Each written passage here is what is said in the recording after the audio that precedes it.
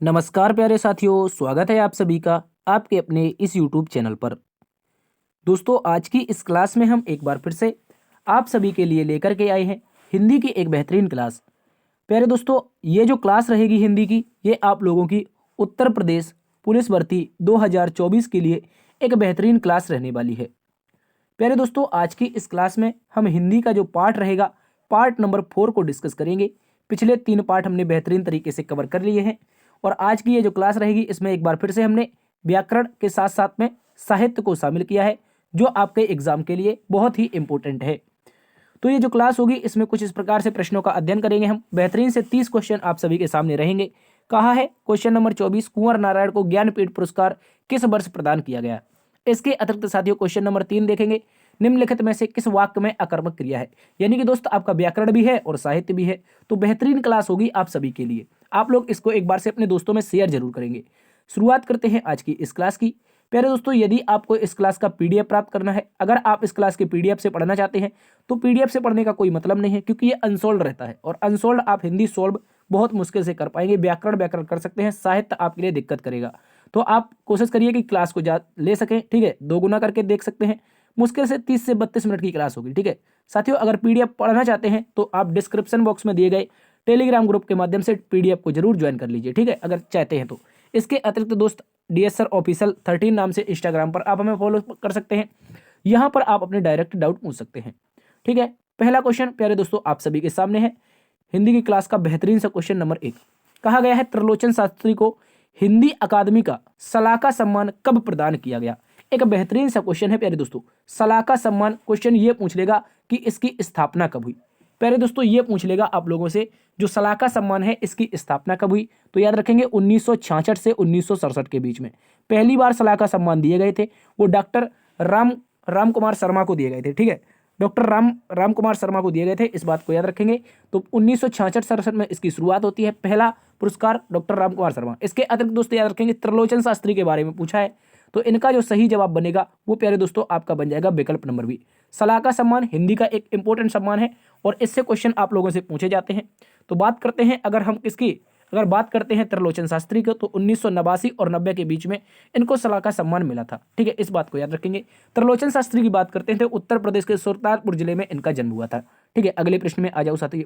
देखो यहाँ पर लिखने की कोशिश करते हैं तो यार लिखता कम, हमसे थोड़ा हिंदी लिखना हुआ कम होता है, इस कारण आप जो हम बातें आपके लिए बोलेंगे वो सारी की सारी बातें इंपॉर्टेंट होगी। आप अपने कॉपी में नोट जरूर करिएगा, ठीक है। तो कह रहा है दोस्तों भारतीय संविधान के अनुच्छेद 210 में निर्देशित है। जल्दी से बताएंगे साथियों, जो अनुच्छेद 210 है ये भारतीय संविधान के किससे संबंधित है, यानी कि कौन सा विकल्प होगा जो बेहतरीन तरीके से इसका सही उत्तर बनेगा। देखो अगर बात करते हैं आपके अनुच्छेद 210 के बारे में, तो जो विधानमंडल में प्रयुक्त होने वाली भाषाएं हैं, जो विधानमंडल होता है दोस्त, इसमें जो प्रयुक्त होने वाली भाषाएं हैं ये अनुच्छेद 210 के बारे में बताता है। इस बात को याद रखेंगे। विधानमंडल का मतलब क्या होता है, जैसे अपनी विधानसभा, कई राज्यों में विधानसभा और विधान परिषद दोनों है, तो इसमें जो प्रयुक्त होने वाली भाषाएं हैं वो हिंदी या अंग्रेजी होगी। ये दोस्त आपके अनुच्छेद 210 में बताया गया है। इसके अतिरिक्त क्वेश्चन पूछ लेगा संसद में प्रयुक्त होने वाली भाषा के बारे में। संसद में प्रयुक्त होने वाली भाषा के बारे में कहां पर लिखा है, तो साथियों ये लिखा है अनुच्छेद 210 में। माफी चाहेंगे, यहां पर ये लिखा है अनुच्छेद 120 में। 210 तो हम कर चुके हैं, तो अनुच्छेद 120 में लिखा गया है दोस्तों, जो संसद होगी उसमें जो कार्यवाही करने वाली वो भाषा होगी वो आपकी साथियों किसमें होगी, अनुच्छेद 120 में होगी, जिसमें आपकी हिंदी और इसके अतिरिक्त क्या हो सकती है, अंग्रेजी हो सकती है। ये संसद में जो कार्यवाही चलती है ना, लोकसभा और विधानसभा में जो आपके जो सांसद होते हैं वो उसमें बोलते हैं, अपनी बातें रखते हैं, तो ये इंग्लिश में होनी चाहिए या तो हिंदी में होनी चाहिए। अनुच्छेद 210 में नहीं, माफी चाहेंगे 120 में लिखा है। जबकि विधायक लोग कहां पर बोलेंगे, अनुच्छेद 210 का प्रयोग करके विधानमंडल में प्रयुक्त होने वाली भाषा के बारे में, तो ये इंपॉर्टेंट हो जाती है। अगर बात करते हैं हिंदी के बारे में, हिंदी राजभाषा होगी, ये कहां पर लिखा है, तो साथियों अनुच्छेद 343। अनुच्छेद 343 का क्लॉज 1 कहता है कि हिंदी जो होगी वह भारत की राजभाषा होगी, ठीक है, इसको याद रखेंगे। अगले प्रश्न में सभी प्यारे दोस्त बताएंगे इसका बेहतरीन से उत्तर। क्वेश्चन आपसे पूछा गया है निम्नलिखित में से किस वाक्य में अकर्मक क्रिया का प्रयोग हुआ है। एक बेहतरीन क्वेश्चन है, आप लोग अच्छे से याद रखेंगे। अकर्मक क्रिया की बात कर रहा है, जल्दी से बता दो। कह रहा है मैं सोता हूं, मैं पाता हूं, उसने पीटा, उसने खाई। क्या हो जाएगा इसका सही उत्तर। अकर्मक क्रिया जिसमें कर्म नहीं किया जाता है, तो साथियों याद रखेंगे सोने में क्या कोई कर्म होता है, तो कहेंगे मैं सोता हूं, इसमें क्या है साथी, अकर्मक क्रिया है, इंपॉर्टेंट है, सोता हूं, ठीक है, इस बात को याद रखेंगे। सोता हूं के बाद रोता हूं ऐसा आ जाए, मैं रोता हूं, उड़ता है, कोई पक्षी आकाश में उड़ता है, ठीक है, ये उड़ता है, ये सारे के सारे दोस्त आते हैं किसमें, अकर्मक क्रिया में। अगर क्रिया की बात करते हैं तो विशेष प्रकार से दो प्रकार की होती हैं, एक तो सकर्मक होती है, दूसरी अकर्मक होती है। तो अकर्मक आप लोगों से पूछी जाती है, इसको याद रखेंगे। क्वेश्चन सीधा पूछेगा, क्वेश्चन सीधा पूछेगा, पक्षी आकाश में उड़ते हैं, ये क्वेश्चन 100% लिख के ले लो, 4 शिफ्ट में एक ना एक शिफ्ट में पूछा जाएगा। पक्षी आकाश में उड़ते हैं, बताओ दोस्त इसमें कौन सी क्रिया है, सीधा पूछेगा, पक्षी आकाश में उड़ते हैं, तो बताओ कौन सी क्रिया है। अब बहुत सारे विद्यार्थी बोलेंगे सर यहां पर कर्म तो आकाश आया है, ये तो कर्म आया है, क्या हो जाएगा इसका सही जवाब, बिल्कुल गलत होगा दोस्त, अगर सकर्मक लगा देते हो तो गलत हो जाएगा। ये दोस्त पक्षी आकाश में उड़ते हैं किसका उदाहरण है, ये दोस्त आक्रामक क्रिया का उदाहरण है। पक्षी आकाश में क्या उड़ते हैं, बताओ, कुछ बता सकते हो उड़ने के बारे में, क्या उड़ते हैं पक्षी आकाश में, तो आपका क्या बन जाएगा, आक्रामक क्रिया। बहुत इंपॉर्टेंट है, मोस्ट इंपॉर्टेंट कह सकते हैं इसको, ठीक है। अगले प्रश्न में आ जाओ। अगला प्रश्न दोस्त कह रहा है माँ की बहन संबंध को बताने वाला एक सार्थक शब्द क्या होगा। दोस्तों क्या बोला है कैलेंडर में, ये सॉरी हम रीजनिंग में भी पढ़ते हैं, माँ की बहन, माँ की बहन को क्या बोला जाता है, जल्दी से बताओ। अगर अपने आप को आप यहाँ पर हो जाते हो, यहाँ पर आप हो जाते हो, और ये आपकी माँ है, और माँ की बहन क्या होती है, कई बार हमने रीजनिंग में पढ़ाया है, ब्लड रिलेशन में, माँ की बहन क्या हो जाती है दोस्त, मौसी हो जाती है। देखो हिंदी में भी पूछ लिया आप लोगों से, तो रीजनिंग भी इंपॉर्टेंट, हिंदी भी इंपॉर्टेंट, क्या हो जाती है, माँ की बहन मौसी। अगर माँ की सास की पूछ लेगा दोस्त, माँ की सास क्या होती है, ये पूछ सकता है, माँ की सास, तो माँ की जो सास होती है वो हमारी ग्रैंड मदर दादी होती है। माँ की अगर माँ पूछेगा दोस्त, माँ की माँ यानी कि नानी माँ हो जाएंगी, ठीक है, इस बात को भी याद रखेंगे। तो माँ की माँ आपकी नानी, माँ की सास दादी, और माँ की बहन मौसी, इस बात को आप लोग अच्छे से याद रखेंगे। माँ का भाई मामा हो जाएगा, ठीक है, इसको याद रखेंगे। अगले प्रश्न में आ जाओ, क्वेश्चन नंबर 5, एक बेहतरीन सा क्वेश्चन है, इसका उत्तर बता देंगे सभी साथी। कह रहा है रस से भरा विग्रह का सामासिक पद इनमें से कौन होगा, यानी कि ये जो एक विग्रह दे रखा है इसका समास का जो सही पद होगा वो कौन हो जाएगा। इसके अतिरिक्त आप ये बता सकते हो इसमें कौन सा समास है। अगर आपने हिंदी पढ़ी है, अगर मेरे साथी आपने हिंदी पढ़ी है तो बताओ इसमें कौन सा समास है, रस से भरा, जल्दी से बताओ कौन सा समास है। बहुत इंपॉर्टेंट क्वेश्चन है, अच्छे से याद रख लेंगे। रस से भरा में समास कौन सा है, और रस से भरा का जो विग्रह हुआ है इसका सामासिक पद क्या होगा, इसको याद रख लेंगे। तो हम बता देते हैं आप लोगों को, रस से भरा का मतलब है रस भरा, क्या हो जाएगा, रस भरा। देखो रसायन नहीं होगा, रसीली भी नहीं होगा। अब रसीली का नाम सुना, सीधा जलेबी आती है मुंह में, क्या आती है, जलेबी आती है। रस पूरा भी नहीं होगा, ठीक है, सही उत्तर बनेगा रस भरा। और समास की बात करेगा तो साथियों तत्पुरुष समास है, कौन सा, तत्पुरुष, इस बात को याद रखेंगे, बहुत इंपॉर्टेंट क्वेश्चन है। रस से भरा में कौन सा है, तत्पुरुष समास है, इस बात को याद रखेंगे। अगले प्रश्न में आ जाओ, क्वेश्चन नंबर 6, कहा गया है निम्नलिखित में से समुदायवाचक विशेषण कौन सा है। समुदायवाचक विशेषण के बारे में पूछा है, तो यहाँ पर विशेषण का पोस्टमार्टम कर दें, जल्दी से बताओ। विशेषण की बात कर लेते हैं। सबसे पहले विशेषण होते क्या हैं, विशेषण क्या होते हैं, जो संज्ञा, एक मिनट ये इंग्लिश क्यों हो गई, कह रहा है जो संज्ञा दोस्त और सर्वनाम, जो संज्ञा और सर्वनाम की विशेषता बताते हैं। संज्ञा और सर्वनाम की क्या बताते हैं दोस्त, विशेषता बताते हैं, विशेषण कहते हैं। विशेषण के पूछ लेगा भेद कितने होते हैं, अगर विशेषण के भेद की बात करेगा तो साथी 4 भेद होते हैं। चाहो तो आप लिख लो इनको, चाहो तो आप लिख लो, ठीक है, 4 भेद होते हैं दोस्त। कितने होते हैं, 4 भेद होते हैं। कौन कौन से 4 होते हैं सर, तो पहला लिखो सार्वनामिक विशेषण, कौन सा हो जाता है, पहला हो जाता है सार्वनामिक, इसको लिख देते हैं सार्वनामिक, पहला हो जाता है सार्वनामिक। दूसरा कौन सा हो जाएगा सर, दूसरे की बात करेंगे तो हो जाएगा गुणवाचक विशेषण, क्या हो जाएगा, गुणवाचक हो जाएगा। सीधा पूछ लेता है निम्नलिखित में से कौन सा विशेषण है, तो गुणवाचक हो जाएगा, सार्वनामिक हो जाएगा। इसके अतिरिक्त हो जाता है आप लोगों का एक संख्यावाची विशेषण, क्या हो जाता है, संख्यावाचक कह सकते हैं इसको, या संख्यावाची कह सकते हैं, ठीक है। इसके अलावा एक हो जाता है दोस्त आपका परिणामवाचक विशेषण, क्या हो जाता है, परिणामवाचक विशेषण। ये इंपॉर्टेंट हो जाते हैं दोस्त, ये विशेषण इंपॉर्टेंट हो जाते हैं, परिणामवाचक, ठीक है, परिणामवाचक हो जाता है। ये सारे के सारे विशेषण हैं, अच्छे से आप लोग याद रखेंगे। राइटिंग पर बिल्कुल भी ध्यान नहीं देंगे, केवल और केवल कंसेप्ट पर ध्यान देंगे। तो विशेषण क्या होते हैं, संज्ञा और सर्वनाम की विशेषता बताते हैं, सार्वनामिक होते हैं, गुणवाचक होते हैं, संख्यावाची होते हैं, और परिणामवाचक होते हैं। क्या होते हैं, सॉरी परिमाणवाचक होते हैं, परिणाम नहीं होना चाहिए, यहाँ पर परिमाण कर लो आप लोग, ठीक है, यहाँ पर परिमाण कर लो, परिमाणवाचक होते हैं, ठीक है, इस बात को याद रखेंगे। तो इसमें से एक विशेषण होता है समुदायवाचक विशेषण, ठीक है, समुदायवाचक विशेषण इसी में से एक में आता है परिणामवाचक में, ठीक है। तो समुदाय मतलब तीनों, चारों, पांचों, दोनों इस तरह के आते हैं, तो ये समुदाय को डिनोट करते हैं। जैसे चारों दोस्त खड़े हैं, पांचों भाई आ रहे हैं, तो ये समुदाय में आ रहे हैं ना, ग्रुप में आ रहे हैं, तो इस तरह से आपका समुदायवाचक विशेषण बन जाएगा। अगले प्रश्न में आ जाओ साथी, कह रहा है बहुत बढ़ा चढ़ाकर कही गई बात, कह रहा है बहुत बढ़ा चढ़ाकर कही गई उक्ति वाक्यांश के लिए एक सार्थक शब्द बनाएगी। जल्दी से बता दो, आप लोग बता देंगे क्या होगा। बढ़ा चढ़ाकर बोली जाती है, जैसे एक आपको उदाहरण देते हैं, अलंकार में होता है, ठीक है, हनुमान की पूंछ में, हनुमान की पूंछ में लगन न पाई आग, लंका सारी जर गई, गए निशाचर भाग। तो कितना बढ़ा चढ़ा के बताया। पहले कह दिया प्रभु की पूंछ में आग भी नहीं लगी है और लंका भी जल गई, तो हनुमान की पूंछ में लगन न पाई आग, लंका सारी जल गई, गए निशाचर भाग, मतलब बहुत बड़ा चढ़ा के बता दिया है। तो ऐसी स्थिति में होता है अतिशयोक्ति। क्या होता है दोस्त? अतिशयोक्ति अलंकार होता है, इस बात को याद रखेंगे। मोस्ट इंपोर्टेंट क्वेश्चन है, इसको आप लोग अच्छे से याद रखेंगे। इसके अलावा पूछेगा प्राष्टव्य। प्राष्टव्य में क्या होता है? प्राष्टव्य में ये होता है दोस्त जो पूछने योग्य हो। जैसे क्वेश्चन पूछा जाता है, पूछने योग्य प्राष्टव्य होता है। अवैतनिक बोलते हैं, अवैतनिक यानी बिना वेतन के काम करने वाला। अवैतनिक को क्या बोलते हैं? बिना वेतन के काम करने वाला। क्या हम आप लोगों से वेतन लेते हैं? जल्दी बताओ। बिना वेतन के काम करने वाला, हम आपसे नहीं लेते, हम यूट्यूब से वेतन लेते हैं, ठीक है। ये होता है बिना वेतन के काम करने वाला। तो अतिशयोक्ति क्या हो जाएगा? बहुत बड़ा चला कर गई बात। अगले प्रश्न में आ जाओ, एक बेहतरीन सा क्वेश्चन नंबर 8 कह रहा है दिए गए पर्यायवाची शब्दों में से वाक्य में आए रिक्त स्थान के लिए सही शब्द चुनो। यहां पर दोस्तों पर्यायवाची दे रखे हैं और हमसे पूछा है ऐसा कौन सा पर्यायवाची का सही रूप हो जाएगा जो इस रिक्त स्थान पर भरा जाएगा। अब आपको इसको पढ़ना होगा। क्वेश्चन में लिखा है तिरंगा भारत का राष्ट्रीय क्या है? राष्ट्रीय निशान है, राष्ट्रीय पताका है, राष्ट्रीय चिन्ह है, या फिर राष्ट्रीय ध्वज है। तो आप बोलेंगे तिरंगा क्या है? भारत का राष्ट्रीय ध्वज है। ये तो हम लोग पढ़ते रहते हैं। क्या बोलते हैं सर? ये तो पढ़ते रहते हैं। राष्ट्रीय ध्वज क्या होता है? तिरंगा होता है। तो ध्वज का ही मतलब क्या होता है? ध्वज का ही पर्यायवाची पताका होता है, निशान भी होता है, चिन्ह भी होता है, ठीक है। इस बात को याद रखिए। राष्ट्रीय चिन्ह क्या है अपना? अपना राष्ट्रीय चिन्ह क्या है? तो बोलेंगे अशोक चिन्ह। क्या होता है सर? राष्ट्रीय चिन्ह की बात कर लेगा तो सर अशोक चिन्ह होता है, इस बात को याद रखेंगे। अशोक चिन्ह, ठीक है। शुद्ध लिखना सीखेंगे, इस तरह से लिखा जाता है अशोक चिन्ह, इस बात को भी याद रखेंगे। तो राष्ट्रीय ध्वज क्या हो जाएगा? हमारा तिरंगा होता है तो ध्वज भरा जाएगा, इस बात को याद रखेंगे। ध्वज, पताका, ध्वजा, झंडा, ये सारे के सारे क्या होते हैं? ध्वज के ही पर्यायवाची होते हैं। अगले प्रश्न में आ जाओ।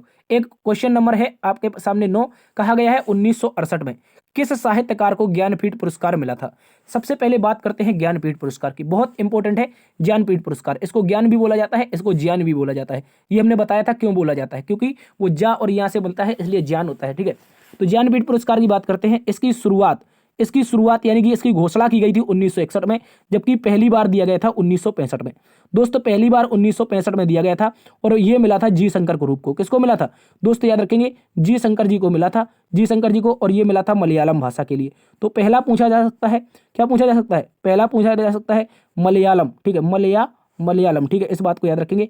तो मलयालम भाषा के लिए मिला था। 1961 में घोषणा होती है, 1965 में पहली बार दिया जाता है। पहला मिलता है जी शंकर ग्रुप को मलयालम भाषा के लिए, जबकि दोस्तों 1968 में हिंदी का मिलता है। दोस्तों 1968 में ये हिंदी का पहला है, इस बात को याद रखेंगे। हिंदी का फर्स्ट हो जाता है, इसलिए हिंदी पढ़ रहे हैं तो इंपॉर्टेंट है। हिंदी का फर्स्ट कब मिला था? तो दोस्तों याद रख लेंगे 1968 में मिला था। किसे मिला था? तो याद रखेंगे दोस्तों सुमित्रा नंदन पंत को। किसको? सुमित्रा नंदन पंत को मिला था, इस बात को याद रख लेंगे। ज्ञानपीठ पुरस्कार सुमित्रा नंदन पंत को हिंदी का पहला ज्ञानपीठ मिला था 1968 में, इस बात को याद रखेंगे। किसके लिए मिला था यह पूछा जा सकता है कि सर जो ज्ञानपीठ पुरस्कार है वो सुमित्रा नंदन पंत को किस लिए मिला? तो बताएंगे सर इनकी एक कृति थी चिदंबरा। क्या थी दोस्त? ये इनकी एक कृति थी चिदंबरा, इस बात को याद रखेंगे। इसके बाद एक क्वेश्चन पूछा जा सकता है महादेवी वर्मा को ज्ञानपीठ कब मिला? क्या पूछा जा सकता है? महादेवी वर्मा के बारे में। ये दोस्तों आधुनिक युग की मीरा कहलाती है महादेवी वर्मा, ये साहित्य के लिए इंपॉर्टेंट है। इनको मिला था साथियों यामा कृति के लिए। किसके लिए? यामा के लिए मिला था। और साथियों ये कब मिला था? तो 1982 में। क्या 1982 में मिला था? जल्दी से बता दो। 1982 इसका सही उत्तर हो जाएगा। तो हिंदी का 1968 हिंदी का पहला ज्ञानपीठ पुरस्कार था। ज्ञानपीठ की शुरुआत हुई थी 1965 में। पहली बार मिला था जी शंकर कुरूप को, जो कि मलयालम भाषा में था, जबकि सुमित्रा नंदन पंत को 1968 में पहला हिंदी का मिला था। चलिए अगले प्रश्न की ओर चलते हैं। अगला प्रश्न कह रहा है नंददास इनमें से किस ग्रंथ के लेखक हैं? नंददास की बात करते हैं, इंपॉर्टेंट हो जाता है। 16वीं शताब्दी के ये लेखक हैं, यानी कि भक्ति काल कह सकते हैं इनको, ठीक है। 16वीं शताब्दी के लेखक हैं, ठीक है। इन्होंने लिखा था दोस्त, क्या लिखा था? नंददास ने भाव विलास लिखा था। क्या लिखा था? भाव विलास लिखा था। सॉरी, भाव विलास नहीं लिखा था यार, भाव विलास नहीं लिखा था। इन्होंने लिखा था, नंददास के बारे में बात कर रहा है तो इन्होंने लिखा था रसमंजरी। क्या लिखा था? रसमंजरी। माफी चाहेंगे, भाव विलास नहीं लिखा था। नंददास दोस्त अष्टछाप के कवियों में थे। अष्टछाप के कवि किसने बताए थे? जल्दी से कोई बता सकता है कमेंट बॉक्स में। अष्टछाप के जो कवि बनाए थे, अष्टछाप के कवि जिसमें 8 कवि शामिल किए गए थे, कौन किसने बनाए थे ये बताओ। और कौन कौन से कवि थे, कौन कौन से कवि थे ये आप लोग बताएंगे। देखो अष्टछाप के जो कवि थे साथी वो बनाए थे विट्ठलनाथ ने। किसने बनाए थे? विट्ठलनाथ ने, ठीक है, ये बता देंगे। विट्ठलनाथ ने अष्टछाप के कवि बनाए थे, इस बात को याद रखेंगे। रामदास के और किसके किसके बनाए थे? रामदास के और कौन थे? सूरदास जी। जल्दी से बताओ विट्ठलनाथ ने किसके किसके बनाए थे? 4 कवि लिए थे। जल्दी से बता दो कौन व्यक्ति थे वो। आप लोग कमेंट बॉक्स में इसका उत्तर बता देंगे। अगले प्रश्न में आ जाओ। अगला प्रश्न साथियों पूछा है, इनमें से कौन सा माल गोदाम शब्द के लिए समास विग्रह का सही रूप है? क्या बताना है? माल गोदाम का क्या बताना है साथियों? माल गोदाम का विग्रह रूप बताना है, सामासिक विग्रह रूप। जल्दी से बता दो माल गोदाम के लिए क्या आ जाएगा। तो क्या बोलेंगे सर? माल से गोदाम हो जाएगा, माल बनाने के लिए गोदाम हो जाएगा, माल के लिए गोदाम हो जाएगा। देखो माल के लिए गोदाम आपका सही उत्तर है, इस बात को याद रखेंगे। ठीक है, माल के लिए गोदाम सही है, ये गलत है, ये भी गलत है और ये भी गलत है। तो माल के लिए गोदाम आप लोगों का सही उत्तर हो जाएगा। जल्दी से बता दो इसमें कौन सा समास है? माल के लिए गोदाम में कौन सा समास है दोस्त? तत्पुरुष समास है। इस बात को याद रखेंगे। कौन सा है? तत्पुरुष। माल के लिए आया है, के लिए किसके लिए आता है तो देखो तो सर तत्पुरुष है कौन सा? तत्पुरुष है। लेकिन के लिए आया है तो किसके लिए आता है? के लिए किसके लिए आता है? तो बोलेंगे सर संप्रदान के लिए। किसके लिए आता है? संप्रदान। संप्रदान, इस बात को आप लोग अच्छे से याद रखेंगे। तो संप्रदान तत्पुरुष है, संप्रदान। ठीक है, संप्रदान है, इसको थोड़ा सा सुधार लेंगे आप लोग। संप्रदान, ठीक है, संप्रदान तत्पुरुष है, इस बात को याद रखेंगे। माल के लिए गोदाम। अगले प्रश्न में आ जाओ। अगला प्रश्न पूछा है दोस्त, दिए गए वाक्य के लिए अनावश्यक प्रसर्गों को हटाकर सही वाक्य छांटे। इनमें से अनावश्यक आपको जो प्रसर्ग हैं उनको हटा देना है और पूछा गया है कौन सा वाक्य सही है। तो यहाँ पर देखो, यहाँ पर एक वाक्य लिखा गया है जो कि गलत है, इसको आपको सही करके लिखना है। कह रहा है वह छत पर नीचे को गिर पड़ा। वह छत पर नीचे को गिर पड़ा, तो इनमें कौन कौन से हटा देंगे? देखो वह छत से होना चाहिए, तो पर तो काट दो। ठीक है, वह छत से नीचे गिर पड़ा, तो पर और को काट देंगे तो हमारा सही उत्तर बन जाएगा वह छत पर तो हमने काटा है, इसको गलत करो। पहले वाले गलत करो, चूंकि हमने पर को काटा है तो ये गलत हो जाएगा पहला वाला। वह छत से नीचे गिर पड़ा, दूसरा वाला बिल्कुल सही जवाब हो जाएगा, इस बात को याद रखेंगे। कह रहा है वह छत से नीचे को गिर पड़ा, तो को हमने काट दिया, गलत है। वह छत पर फिर आ गया, गलत है। मतलब दोस्तों विकल्प नंबर बी आप लोगों का सही है, इस बात को आप लोग अच्छे से याद रखेंगे। वह छत से नीचे गिर पड़ा, ये आप लोगों का बिल्कुल सही जवाब हो जाएगा। अगले प्रश्न में आ जाओ। क्वेश्चन नंबर 13 कहा गया है दोस्तों कहा गया 5, यहाँ पर आप लोगों के लिए कुछ लोकोक्तियां दी गई हैं। ठीक है, पहले क्वेश्चन ऊपर टाइप नहीं हुआ है, इसको सीधा देखेंगे। कुछ लोकोक्तियां हैं, इनका मिलान करने के लिए बताना है हमें। ए और बी करके लोकोक्तियां दी गई हैं, इनका मिलान बताना है, क्या होगा इसका बिल्कुल सही जवाब। एक तरफ लोकोक्तियां हैं, इस तरफ आपके ए में लोकोक्ति दे रही है, इस तरफ इसका अर्थ दे रखा है। कह रहा है दोस्तों पंचों का कहा सिर माथे। पंचों का कहा सिर माथे मतलब फैसला मानना। जैसे आपके गांव पंचायत पहले प्राचीन काल में बैठती थी, आप तो हालांकि छोटे होंगे, हमारे जमाने की बात है, कई साल पहले की बात है। तो हमारे ज़माने में जब पंचों की पंचायत बैठती थी तो पंच जो भी डिसीजन दे देते थे तो उनका फैसला मानना पड़ता था। मतलब पहले का बिल्कुल सही मिलान दे रखा है, फर्स्ट का ए बिल्कुल सही दे रखा है। पंचों का सिर माथे तो फैसला मानना। आगे कह रहा है हमारी बिल्ली हम ही को म्याऊं, हमारी बिल्ली हम ही को म्याऊं। भूली बातें भूलकर भविष्य सोचे, ये तो नहीं होगा। समय पर ही काम पूरा होता है, ये भी नहीं होगा। सहायता करने वाले पर रौब जमाना, ये बिल्कुल सही है। अगर आपने किसी की मदद की है तो हमारी बिल्ली हम ही को म्याऊं, मतलब 2 का क्या बन जाएगा? डी। फर्स्ट का ए 2 का डी, तो देखो फर्स्ट का ए 2 का डी यहां पर दे रखा है दोस्त। फर्स्ट का ए और 2 का डी दे रखा है विकल्प नंबर डी में। फर्स्ट का ए 2 का डी। सहज पके सो मीठा हो, सहज पके सो मीठा हो, क्या हो जाएगा? सहज पके सो मीठा हो, तो मतलब क्या है? समय पर ही काम पूरा होता है। सहज पके सो मीठा हो। आगे कह रहा है बीती ताहि बिसार दे आगे की सुध ले। बीती वालों बातों को भूलकर क्या करना चाहिए? आगे बढ़ जाना चाहिए, इस बात को याद रखेंगे। विकल्प नंबर डी सही है। अगले प्रश्न में आ जाओ। अगला प्रश्न एक और बेहतरीन सा लोकोक्ति और मुहावरे से संबंधित है, लेकिन ना तो इसके टाइपराइटर ने ऑप्शन दिए हैं और ना ही आगे की बातें दी रहे हैं। ठीक है, तो इसको बता देंगे, इसका सही जवाब मिलान करके सीधा हम बता देते। कह रहा है दोस्तों गंगा गए गंगादास, जमुना गए जमुनादास। तो कह रहा है सिद्धांतहीन व्यक्ति। आयाराम गयाराम की आपने कहीं संविधान में कहानी सुनी होगी। तो गंगा गए गंगादास, जमुना गए जमुनादास, यानी कि सिद्धांतहीन व्यक्ति। तो क्या हो जाएगा? वन का बी हो जाएगा। तो इसको वन का बी इस तरह से लिख लेंगे। एक मिनट, इसको क्या लिखेंगे? वन का बी लिख लेंगे। इसके बाद देखो खिसियानी बिल्ली खंबा नोचे। खिसियानी बिल्ली खंबा नोचने का मतलब क्या है? अपनी असफलता पर खींचना। तो दू का क्या हो जाएगा? दू का हो जाएगा ए। ठीक है, इस बात को याद रखेंगे। आगे देखो का बरखा जब कृषि सुखाने। का बरखा जब कृषि सुखाने, कह रहा आय के अनुसार खर्च नहीं बनेगा, समय के बाद सहायता मिलना। बिल्कुल सही बात है। पानी की जरूरत अभी थी, लेकिन दोस्तों पानी बरसा नहीं, बाद में कृषि जब सूख गई उसके बाद बरखा हुई। तो कह रहा है का वर्षा जब कृषि सुखाने, तो 3 का क्या बन जाएगा? डी बन जाएगा, इस बात को याद रखेंगे। और ये तो आपका लास्ट वाला हो जाएगा। तेते पांव पसारिए जेते लंबी सौर, यानी कि जितना ही कंबल हो उतना ही पैर पसारना चाहिए। कहने का मतलब है आय के अनुसार खर्चा करना चाहिए। तो 4 का क्या हो जाएगा दोस्त? सी हो जाएगा। तो इस तरह का आप मिलान बना लेंगे। ऐसे क्रॉस में दे रखा है, देखो ऊपर का नीचे दे रखा है, नीचे का ऊपर, दूसरा का पहला, पहला का दूसरा, तीसरा का चौथा, चौथा का तीसरा। इस बात को याद रखेंगे। चलिए अगले प्रश्न की ओर चलते हैं। अगला प्रश्न बेहतरीन सा क्वेश्चन है। कह रहा है केंद्रीय हिंदी निदेशालय की स्थापना कब हुई? केंद्रीय हिंदी निदेशालय की स्थापना के बारे में प्यारे दोस्तों पूछ रहा है, जल्दी से बता देंगे क्या होगा इस प्रश्न का बिल्कुल सही जवाब। तो देखो 1 मार्च 1960 को इसकी स्थापना होती है, इस बात को याद रखेंगे। अगर डेट पूछ लेगा तो बता देना है सर 1 मार्च को। 1 मार्च 1960 को क्या हुई थी, हिंदी निदेशालय की स्थापना हुई थी। ये करता क्या है दोस्त, जो भाग 17 है ना राजभाषा के लिए, भाग 17 के अंतर्गत जो भी कार्य दिए जाते हैं हिंदी भाषा के लिए, वो सारे के सारे ये कार्य करता है, इस बात को याद रखेंगे। अनुच्छेद 351 का नाम सुना होगा आप लोगों ने, अनुच्छेद 351 का नाम सुना है। इसमें हिंदी भाषा का जो विकास है उसके बारे में जो मुख्य कार्य करता है वो केंद्रीय हिंदी निदेशालय करता है। हिंदी भाषा का मुख्य कार्य यानी हिंदी भाषा का विकास करना किस अनुच्छेद में है, अनुच्छेद 351 में है। तो ये करता कौन है, केंद्रीय हिंदी निदेशालय करता है, जिसकी स्थापना 1960 में हुई थी। अगले प्रश्न में आ जाओ, कह रहा है निम्नलिखित में से सही वाक्य की पहचान करिए। जल्दी से बता देंगे क्या हो जाएगा इस प्रश्न का बिल्कुल सही जवाब। सही वाक्य कौन सा है, वह देर में सोकर उठा, वह देर के साथ सोकर उठा, वह देर तक सोकर उठा, वह देर को सोकर उठा। जल्दी से बता देंगे क्या हो जाएगा, आपके लिए 5 सेकंड का समय है, जल्दी से बता देंगे क्या होगा इसका बिल्कुल सही जवाब। क्या पूछना है, पूछा है सही वाक्य मतलब शुद्ध वाक्य की पहचान करनी है। वह देर में सोकर उठा, देर में बिल्कुल नहीं बनेगा। वह देर के साथ नहीं होगा, ठीक है, देर हो गया तो फिर के साथ क्यों आएगा। कह रहा है वह देर को सोकर उठा, देर को नहीं होगा।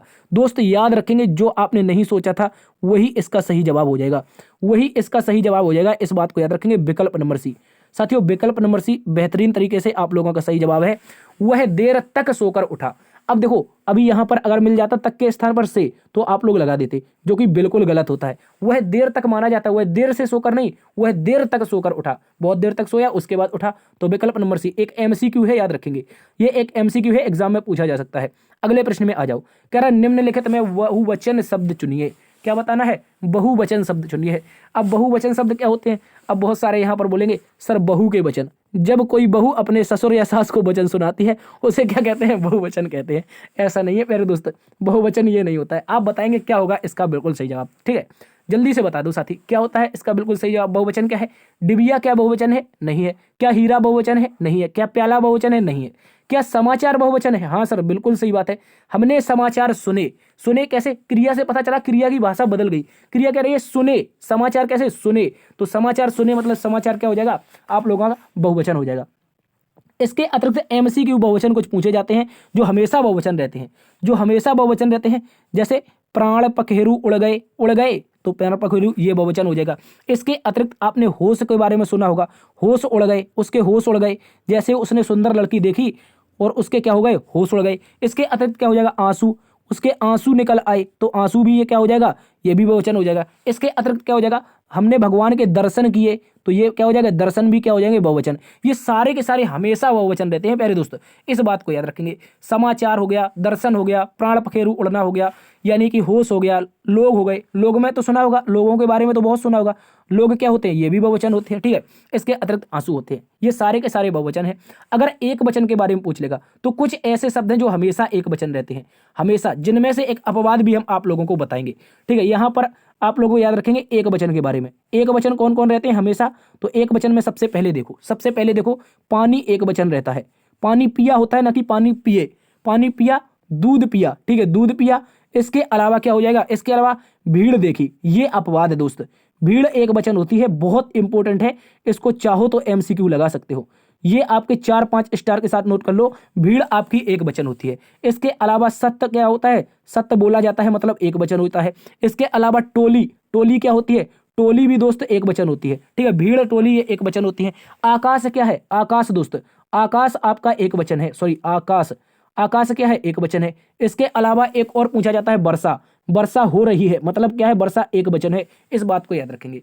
तो एक वचन में ये शब्द हमेशा प्रयोग होते हैं, एक वचन में पानी, दूध, भीड़, आकाश, वर्षा, सत्य और टोली। बहुवचन में क्या होते हैं, समाचार, प्राण, होश, आंसू, दर्शन, लोग, ठीक है, इंपॉर्टेंट है, अच्छे से याद रखेंगे। अगले प्रश्न में आ जाओ, अगला प्रश्न एक और इंपॉर्टेंट क्वेश्चन है, इसके बारे में भी याद रख लेंगे। कह रहा है कौन सा निम्नलिखित में से स्त्रीलिंग शब्द है, क्या बताना है, स्त्रीलिंग। तो कह रहा है नमक, नमक तो खाया जाता है, पुल्लिंग है। लौंग, लौंग खाई जाती है भैया, ये स्त्रीलिंग हो जाएगी, ये हो जाएगी स्त्रीलिंग। भात, भात क्या होता है, ये तो खाया जाता है।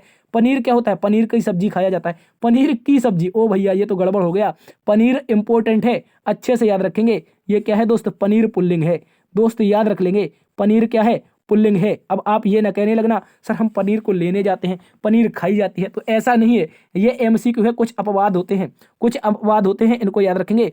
पनीर क्या है, पुल्लिंग है। इसके अतिरिक्त पुल्लिंग में कौन कौन से पूछे जाते हैं, जल्दी से बताओ। पुल्लिंग में कुछ शब्द आप लोग 2-3 टाइप करके बता देंगे, स्त्रीलिंग के 2-3 शब्द टाइप करके बता देंगे, ठीक है। अगले प्रश्न में आ जाओ। अगले प्रश्न में पूछा है निरंतरता बोधक संयुक्त क्रिया का उदाहरण। निरंतरता बोधक संयुक्त क्रिया का मतलब है ऐसी क्रिया जो निरंतर चलती रहे, वो क्या हो जाती है, निरंतरता बोधक संयुक्त क्रिया होती है, जो 2 या 2 से अधिक क्रियाओं के मेल से बनती है, ठीक है। इस बात को याद रखेंगे। क्रिया क्या होती है, 2 या 2 से अधिक धातुओं के मेल से बनती है। क्रिया की बात करते हैं, सबसे पहले क्रिया की बात कर लो, ठीक है। निरंतरता बोधक की बाद में बात करते हैं। तो कह रहा यहाँ पर क्रिया क्या होती है, 2 या 2 से अधिक धातु।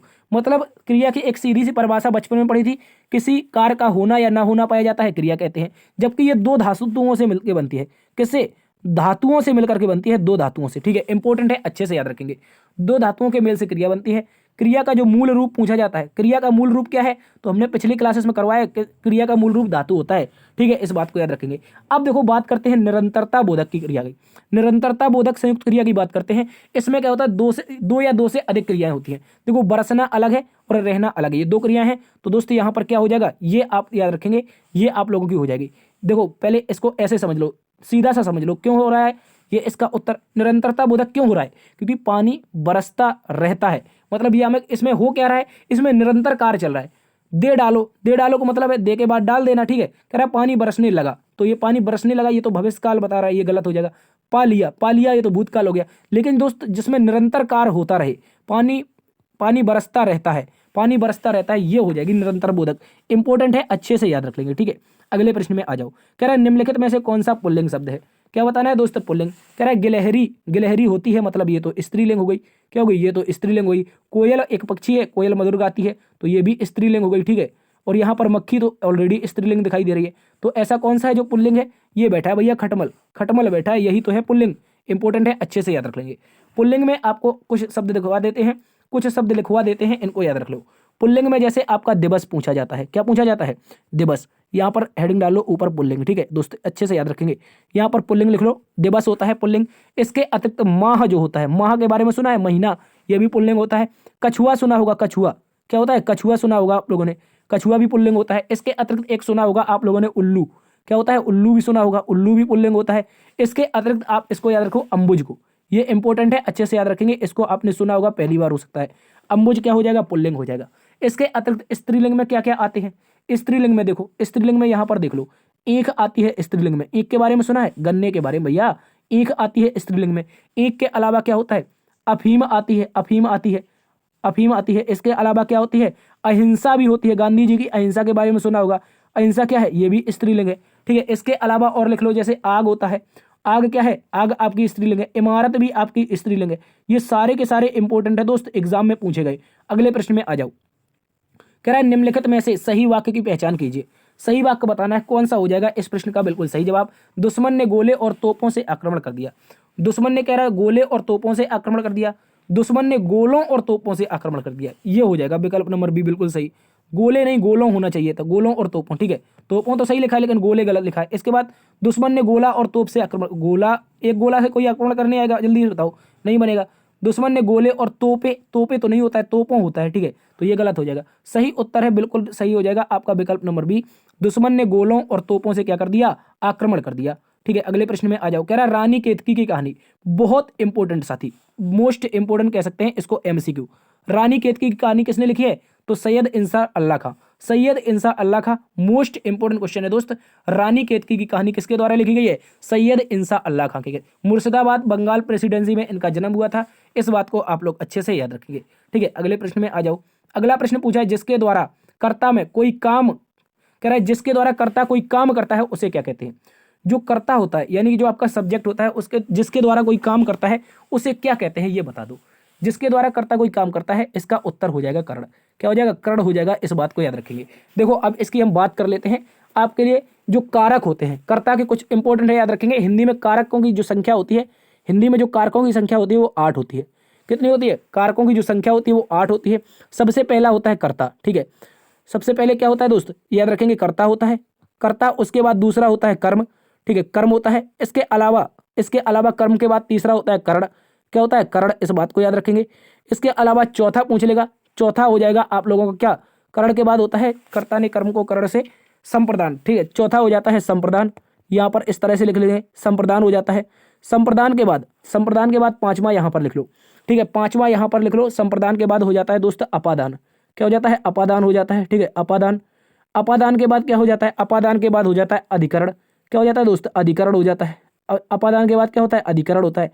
अधिकरण के बाद क्या होता है? संबंध होता है, ठीक है, संबंध होता है, इसको याद रखो। संबंध के बाद क्या होता है दोस्त? संबंध के बाद होता है संबोधन।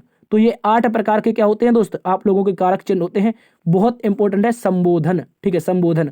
ये सारे के सारे इंपॉर्टेंट है, इनके प्रतीक पूछ लिए जाते हैं आपसे। कर्ता ने, कर्ता ने, कर्ता ने दूसरे में क्या हो जाएगा? कर्म को, कर्म को कर्ण से होता है, याद रखेंगे, से हो जाता है, या फिर इसी में बोला जाता है, कर्ण से में बोला जाता है के द्वारा, ठीक है, कर्ण से, और इसके बाद अलावा इसमें लिख दिया जाता है के द्वारा, ठीक है, इस बात को याद रखेंगे। कर्ता के द्वारा लिखा है, कर्ता के द्वारा, ये देखो लिखा है जिसके द्वारा, तो ये वाला सही उत्तर हो जाएगा कर्ण। इसके बाद संप्रदान। संप्रदान में क्या होता है? संप्रदान में दोस्त होता है आप लोगों का मैं और पर। क्या होता है? मैं होता है और पर होता है, इस बात को याद रखेंगे। अपादान में क्या होता है? अपादान में होता है से और अलग। ये जो से आता है ये अलग होने के लिए आता है, ठीक है। इसके अलावा अधिकरण में देखो, अधिकरण में होता है दोस्त मैं और पर। इस अधिकरण में क्या होता है? मैं पर होता है। संबोधन में क्या होता है? सॉरी, संबंध में क्या होता है? संबंध में होता है काकी के, नानी ने, काकी, काकी के, इस तरह से लिख लेंगे, काकी और के, ये होता है संबंध में। संबोधन में हे ओ अरे, हे होता है हे राम जैसे बोला जाता है, हे के बाद हो जाता है हो के बाद हो जाता है अरे, ये होते हैं। ये सारे के सारे दोस्त इंपॉर्टेंट है, अच्छे से याद रखेंगे। अगले प्रश्न में आ जाओ। क्वेश्चन नंबर 24 आपसे बोला गया है, एक मिनट, कहाँ गया क्वेश्चन? क्वेश्चन नंबर 24 कह रहा है कि कुंवर नारायण को ज्ञानपीठ पुरस्कार किस वर्ष दिया गया? कुंवर नारायण का दोस्त ज्ञानपीठ पुरस्कार पूछा है, बहुत इंपॉर्टेंट है, अच्छे से याद रखेंगे। अगर दोस्तों कुंवर नारायण की बात करते हैं, कुंवर नारायण की साथियों बात करते हैं, तो इनको जो ज्ञानपीठ मिला था वो सन 2005 में मिला था। कब मिला था साथियों? सन 2005 में मिला था। मोस्ट इंपोर्टेंट क्वेश्चन है, ये एग्जाम में आप लोगों से पूछा गया है, ठीक है। कुंवर नारायण की बात करते हैं, अयोध्या में इनका जन्म हुआ था। इसके अलावा आपसे कुछ ज्ञानपीठ पुरस्कार पूछे जाते हैं, उनको आप लोग रख लो, ठीक है। ज्ञानपीठ पुरस्कार की हमने बता दी है, 1965 में इसको पहली बार दिया गया था, जी शंकर ग्रुप को मिला था। और हिंदी का पहला 1968 में किसे मिला था? सुमित्रा नंदन पंत को चिदम्बरा के लिए मिला था। इसके अलावा और पूछे जा सकते हैं करंट वाले पूछे जा सकते हैं। 56वां ज्ञानपीठ, ठीक है, 56वां ज्ञानपीठ, 57वां ज्ञानपीठ पूछा जा सकता है। ये इंपॉर्टेंट हो जाते हैं दोस्त, इनको याद रखेंगे। तो 56वां की बात करेंगे, अगर हम साथियों 56वें ज्ञानपीठ पुरस्कार की बात करेंगे तो ये हो जाएगा नीलमणि फुक्कड़, ठीक है, असमिया के लिए मिला है।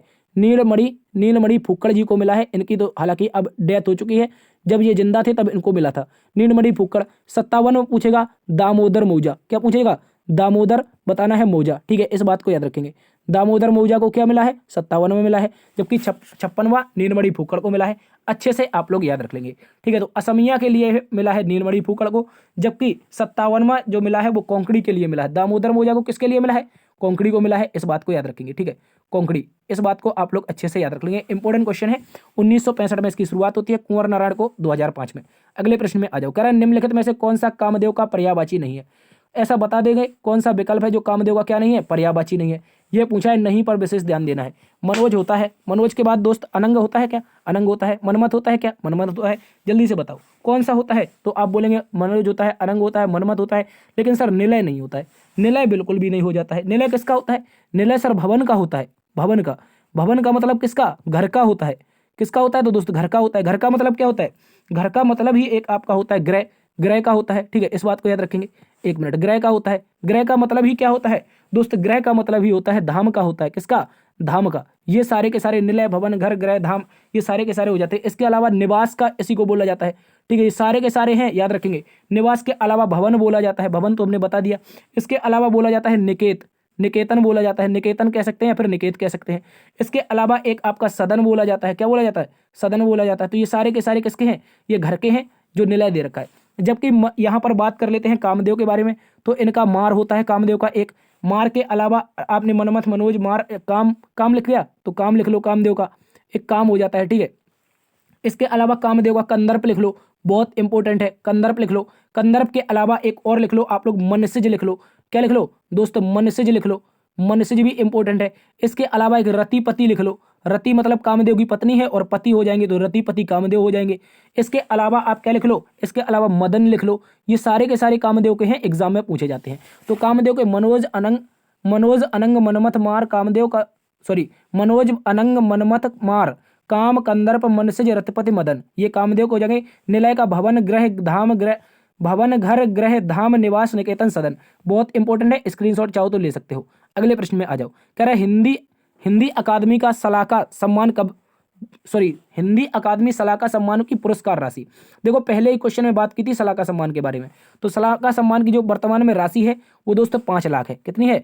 5 लाख है, इस बात को याद रखेंगे। सलाहकार सम्मान की शुरुआत कब होती है? तो हमने अभी पहले क्वेश्चन में बताया था 1966 और 67 में। 1966 और 67 में मिली थी, डॉक्टर रामविलास शर्मा को पहली बार दिया गया था, इस बात को याद रख लेंगे। अगले प्रश्न में आ जाओ। कह रहा है निम्नलिखित में से पुष्टि मार्गीय भक्ति संप्रदाय, निम्नलिखित में से पुष्टि मार्गीय भक्ति संप्रदाय के स्थापना किसने की थी, ये पूछा है। पुष्टि मार्गीय भक्ति संप्रदाय की स्थापना किसने की थी? तो इस प्रश्न का बिल्कुल सही जवाब हो जाएगा वल्लभाचार्य। क्या हो जाएगा? गुरु वल्लभाचार्य के द्वारा इसकी स्थापना की गई थी। इस बात को आप लोग अच्छे से याद रखेंगे। वल्लभाचार्य के ही पुत्र थे विट्ठलनाथ, ठीक है, इस बात को याद रखेंगे। विट्ठलनाथ के अभी हमने पूछा था, आप लोगों ने बताया नहीं, ठीक है। विट्ठलनाथ के बारे में हमने बताया है अभी पीछे क्वेश्चन में। तो विट्ठलनाथ जो थे ये वल्लभाचार्य के ही शिष्य थे। और विट्ठलनाथ ने किसकी स्थापना की थी? इन्होंने की थी अष्टछाप की। 8 कवि बनाए थे अष्टछाप, इस बात को 1 मिनट, अष्टछाप की स्थापना की थी, इस बात को याद रखेंगे, इंपॉर्टेंट हो जाता है। अगले प्रश्न में आ जाओ। कह रहा है निम्नलिखित में से कौन सा गुणवाचक विशेषण नहीं है? निम्नलिखित में से कौन सा गुणवाचक विशेषण नहीं है, जल्दी से बता दो। तो अभी हमने विशेषण की पूरी आपकी जानकारी दे दी है। विशेषण 4 प्रकार के होते हैं, उनमें से पूछा ऐसा कौन सा विशेषण है जो गुणवाचक नहीं है, जल्दी से बता देंगे सभी साथी। तो मनो अनाज, ठीक है, याद रखिए मनो अनाज ये आपका गुणवाचक विशेषण नहीं है। सच्ची बात, सच्ची आपकी गुण है। गोल आंखें, गोल आपका गुण है। गुलाबी आपका गुण है।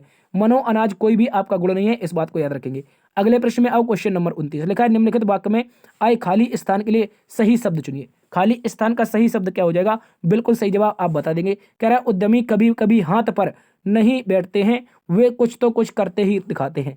कह रहा है उद्यमी जो होते हैं वो कभी भी हाथ पर नहीं बैठते हैं, वे कुछ करके दिखाते हैं। तो हाथ पर हाथ धर के नहीं बैठते भैया, हाथ पर हाथ धरे, तो यहाँ पर ये क्या हो जाएगा? हाथ पर हाथ धरे नहीं बैठते हैं। विकल्प नंबर 3 सही उत्तर हो जाएगा।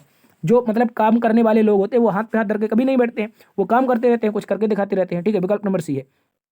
अगले प्रश्न में आओ। कह रहा है कोई आया था वाक्य में कौन सा सर्वनाम भेद प्रयोग हुआ है? सर्वनाम का कौन सा भेद प्रयोग हुआ है? कोई आया था, जल्दी से बता दो। कोई आया था भैया, कोई आया था, इस बात को याद रखेंगे, जल्दी से बता देंगे। तो कोई आया था भैया अनिश्चयवाचक, उसके बारे में पता ही नहीं है, पता नहीं कौन आया था, पता नहीं कौन आया था, कह रहा कोई आया था, तो इसमें क्या हो जाएगा साथी? अनिश्चयवाचक हो जाएगा। क्या हो जाएगा? अनिश्चयवाचक हो जाएगा, इस बात को याद रखेंगे। सर्वनाम आपसे पूछे जाते हैं, संज्ञा के बदले स्थान पर प्रयोग होने वाले शब्दों को क्या कहते हैं? सर्वनाम कहते हैं। सर्वनाम 6 प्रकार के होते हैं, जिनमें से ये 4 आपके सामने हैं, 4 आपके सामने हैं। एक आध हम आपको 2 और बता देते हैं। एक यहाँ पर लिख लो संबंधवाचक, क्या होता है? संबंधवाचक हो जाता है, ठीक है, संबंधवाचक सर्वनाम हो जाता है। तो हमने कितने कवर कर लिए? 5। प्रश्नवाचक हो गया, पुरुषवाचक हो गया, निजवाचक हो गया, इसके अलावा अनिश्चयवाचक हो गया। एक निश्चयवाचक लिख लो भैया, जब अनिश्चय हो चुका है तो निश्चयवाचक। ये क्या होते हैं? ये आप लोगों के सर्वनाम के कितने प्रकार होते हैं दोस्त? इंपॉर्टेंट है, 6 प्रकार होते हैं मुख्य रूप से। सर्वनाम कितने होते हैं ये पूछा जा सकता है।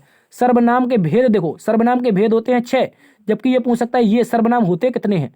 होते कितने हैं ये बता दो। सर्वनाम होते हैं प्यारे दोस्तों 11।